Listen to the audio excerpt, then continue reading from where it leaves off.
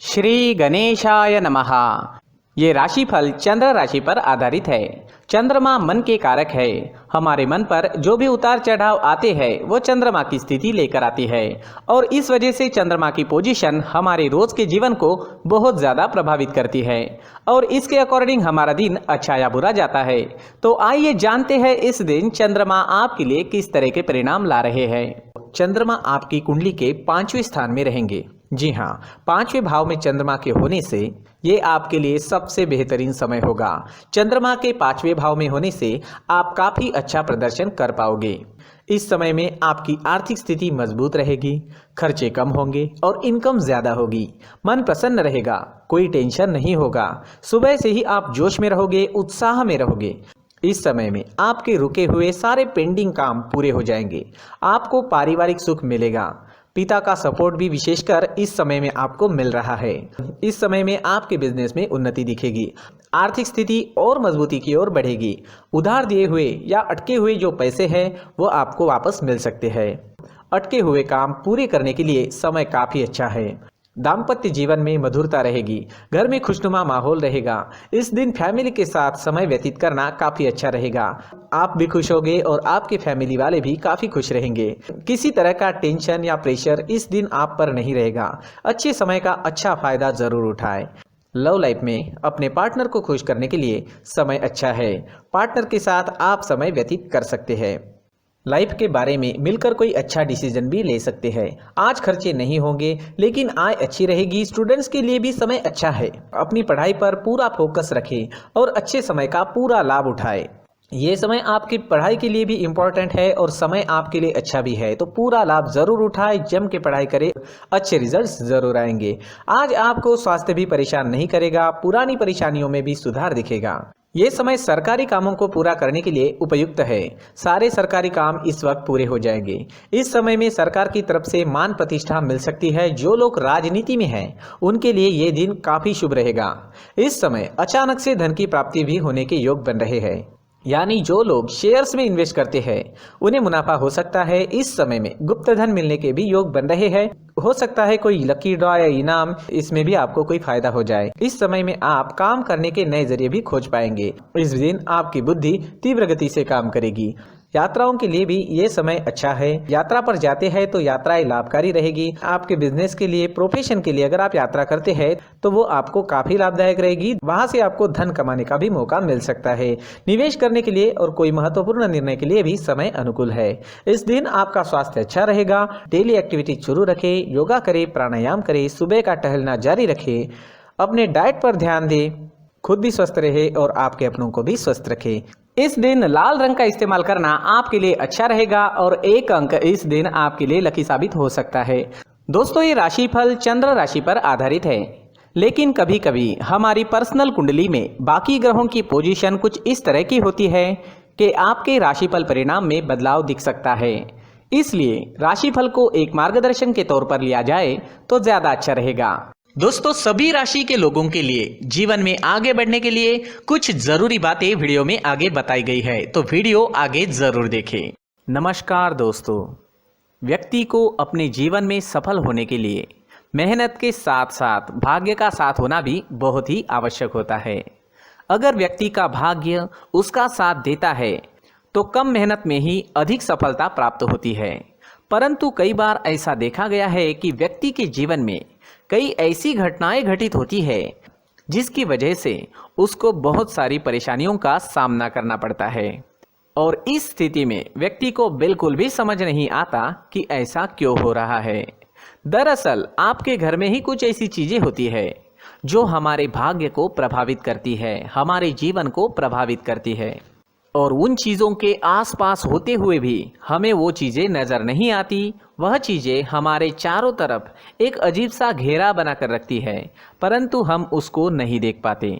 इन चीज़ों से हमारे घर में और हमारे जीवन में नकारात्मकता फैलती है, जिसकी वजह से हमें नुकसान उठाना पड़ता है, जिसकी वजह से हमें भारी नुकसान उठाना पड़ता है। हम पूरी तरह से कंगाल हो सकते हैं। अगर आप कहीं बाहर से आते हैं और अपने जूते चप्पल इधर उधर कहीं भी उतार देते हैं तो ये अशुभ होता है, क्योंकि इधर उधर जूते चप्पल उतारने की आदत की वजह से आपको अपने जीवन में आगे बढ़ने में रुकावटें उत्पन्न होती है।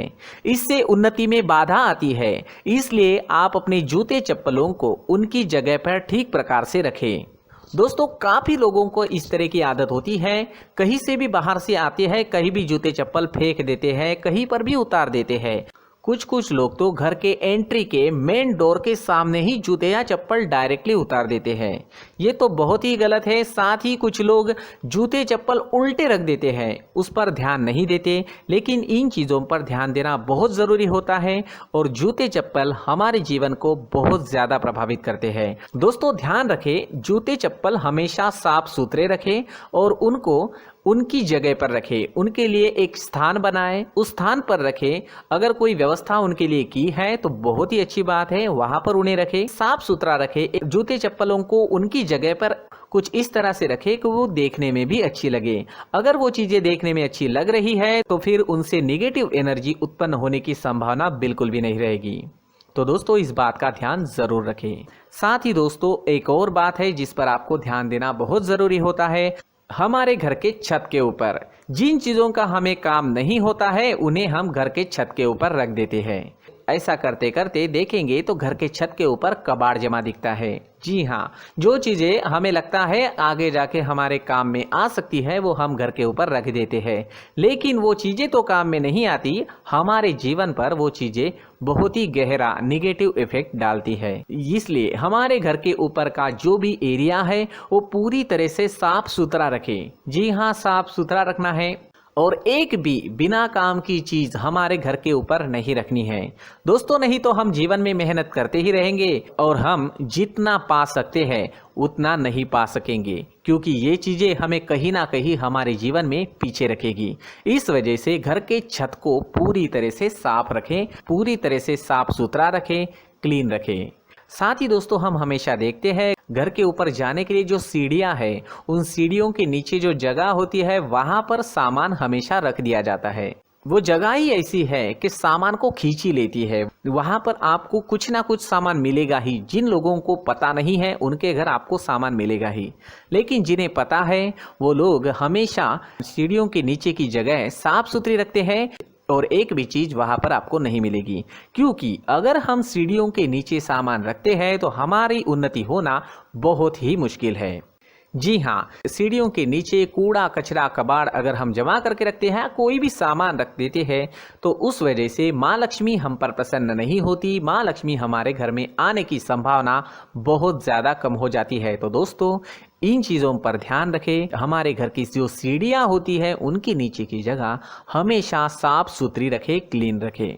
साथ ही दोस्तों, अगर आपके घर में ऐसी कोई चीज मौजूद है जिसका आपको काम नहीं है, जैसे टूटे फूटे बर्तन, आईना, तस्वीरें, इलेक्ट्रॉनिक सामान, सोफा, कुर्सी, टेबल, पलंग, घड़ी, झाड़ू, गमला इत्यादि, तो आप इन सामानों को अपने घर से तुरंत ही बाहर निकाल दीजिए, वरना इससे आपको बहुत बड़ी परेशानी हो सकती है। आपको ये चीजें कंगाल बना सकती है। तो घर में ऐसी चीजों का मौजूद होना शुभ नहीं माना गया है। इससे धन की देवी माता लक्ष्मी जी का प्रवेश घर में नहीं होता है। इन चीजों से आपके घर में नकारात्मक ऊर्जा का संचार होता है और जिस वजह से व्यक्ति को मानसिक समस्याओं का सामना भी करना पड़ता है। व्यक्ति के मन में चिड़चिड़ाहट होती है और छोटी छोटी बातों पर गुस्सा आने लगता है। आप जो भी कार्य करते हैं उसमें आपका मन नहीं लग पाता है। इस व्यक्ति का जीवन घर में मौजूद इन चीज़ों की वजह से अंधकार में डूबने लगता है। इसलिए आपको घर में बिना काम की चीज़ें, कूड़ा कचरा नहीं रखना है। दोस्तों, एक और ख़ास बात है, हमारे घर में मकड़ी का अगर जाला है तो वो बिल्कुल भी शुभ नहीं है। जी हाँ, वो अशुभ माना जाता है। घर में मकड़ी का जाला होना अशुभ है। इससे आपके अच्छे दिन भी बुरे दिनों में बदल सकते हैं, क्योंकि मकड़ी अपना जाल शिकार को फंसाने के लिए बनाती है। और अगर आपके घर में मकड़ी का जाला है तो इससे घर में नकारात्मक ऊर्जा का प्रभाव अधिक बनता है और वास्तुशास्त्र के अनुसार इससे सकारात्मक ऊर्जा का नाश होना शुरू हो जाता है और घर में नकारात्मक ऊर्जा बहुत ज़्यादा बढ़ जाती है।